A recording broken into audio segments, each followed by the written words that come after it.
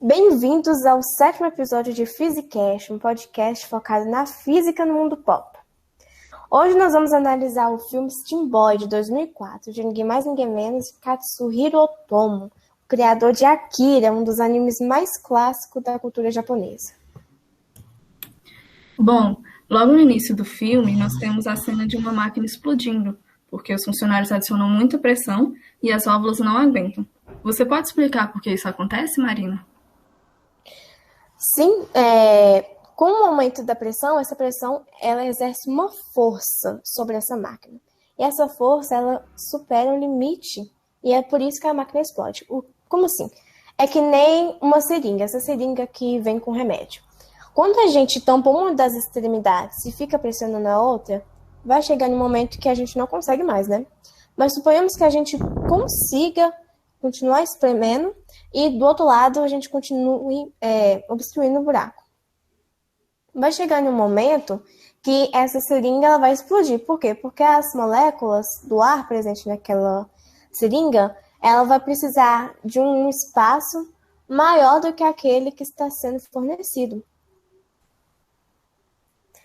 E também no filme, a gente tem máquinas assim, o tempo inteiro.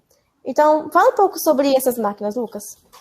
Então, como a Marina já disse, no filme a gente tem muitas máquinas. E a maioria delas são movidas a vapor. Como exemplo dessas máquinas a vapor, nós podemos citar a automotiva que persegue Ray quando Ray está fugindo da própria casa, como está mostrando aí no slide. Também a bicicleta, que ele usa para poder fugir dessa automotiva. Também podemos citar o trem, que é encontrado durante essa perseguição. E até mesmo uma porta, que é mostrado mais pro final do filme, que funciona também movida a vapor. Então, Ana, você poderia explicar pra gente mais sobre essas máquinas? Então, Lucas, as máquinas a vapor usam a pressão exercida pelo vapor para gerar o movimento. Em uma locomotiva, por exemplo, é feita a queima de um combustível, que normalmente é madeira ou carvão, que esquenta uma caldeira com água e produz o vapor. O vapor chega a um cilindro que possui um pistão, e por estar em alta pressão, o vapor movimenta o pistão quando entra em contato com o mesmo. Quando o vapor perde a pressão, o pistão volta ao seu lugar.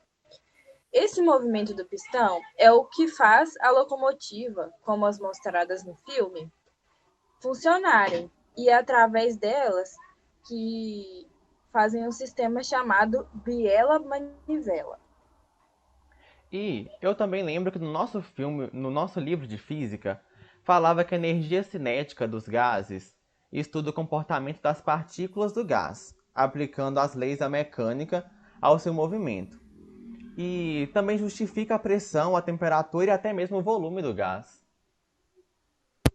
E é sempre bom complementar que esse negócio das locomotivas se relaciona com a primeira lei da termodinâmica, que acaba aplicando o princípio de conservação de energia. E como eu já falei, ocorre principalmente nas locomotivas, que transformam esse vapor da sua caldeira em energia mecânica, que consequentemente acaba gerando seu movimento. Ai, Arthur, e uma dúvida. Durante o filme apareceu um líquido com uma certa funcionalidade. Você pode explicar pra gente como que esse líquido funciona? Pra que ele serve? É isso mesmo, Lucas. No início do filme, os cientistas acabam descobrindo um fluido puríssimo, capaz de suportar pressões altíssimas, né?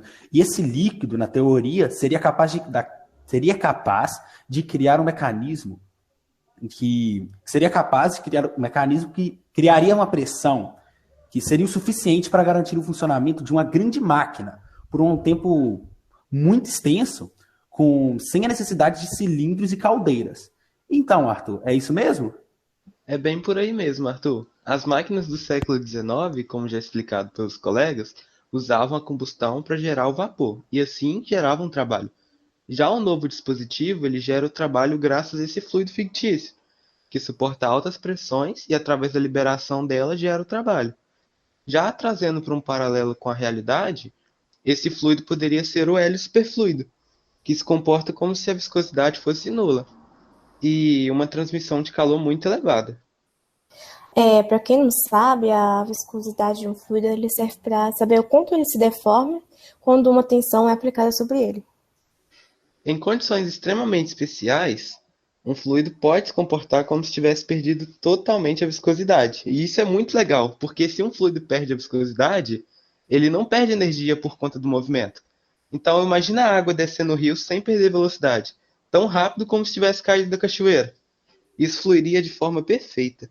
Na década de 1930, cientistas descobriram que o hélio líquido apresenta esse comportamento sinistro, quando sua temperatura está próxima do famoso zero absoluto. Isso acontece porque quando a temperatura fica próxima do zero absoluto, as características quânticas de cada um de seus átomos começam a se sobrepor umas às outras, como se elas estivessem somando. E o conjunto dos átomos, que agora eles têm a mesma energia, eles passam a agir como se eles fossem um único átomo. E os cientistas acabam chamando esse efeito de condensado de Bose-Einstein, onde todas as partículas de um fluido ficam presas no mesmo estado fundamental, que no caso é o estado de energia mais baixo daquele sistema. Bom, vocês estavam falando aí e eu me lembrei da cena do castelo, né?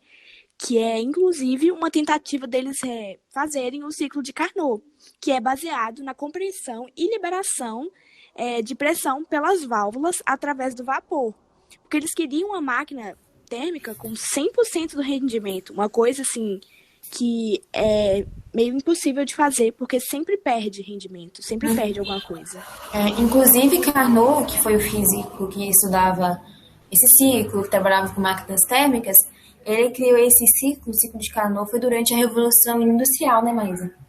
Sim, e o castelo voa justamente por causa desse vapor liberado. A gente pode ver no filme que por causa desse vapor que foi liberado, congela a água do mar em volta.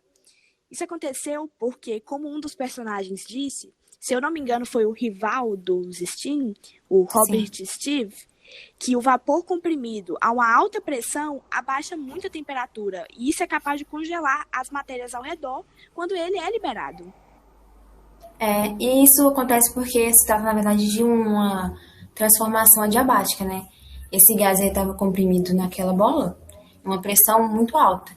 E quando ele é liberado, ele se expande com velocidade muito rápida. A velocidade essa é suficiente para que a gente desconsidere as trocas de calor com o ambiente, né? Que elas sejam desprezíveis. E, inclusive, com essa queda de temperatura que é muito... Essa queda de pressão, na verdade, que muita queda de pressão, a temperatura também diminui bastante.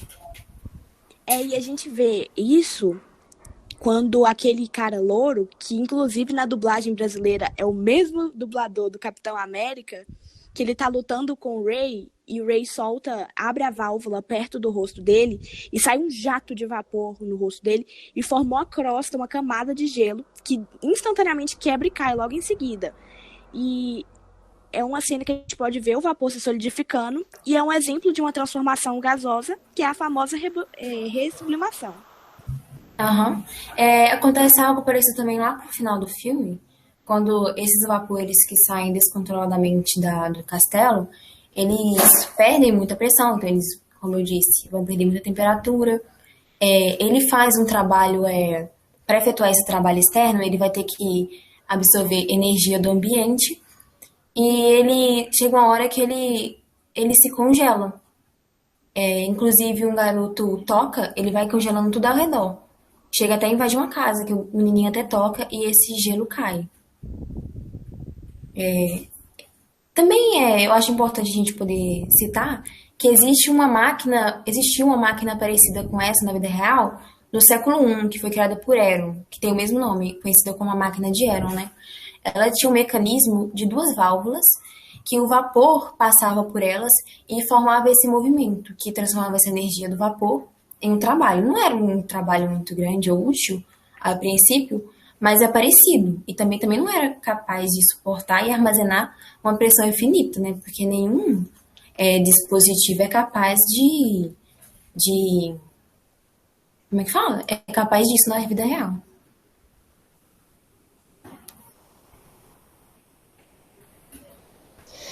Bom, gente, muito obrigada por ter assistido a mais um episódio do nosso podcast. Na semana que vem, nós estaremos de volta analisando a primeira trilogia de Star Wars. Um beijão para vocês e até semana que vem.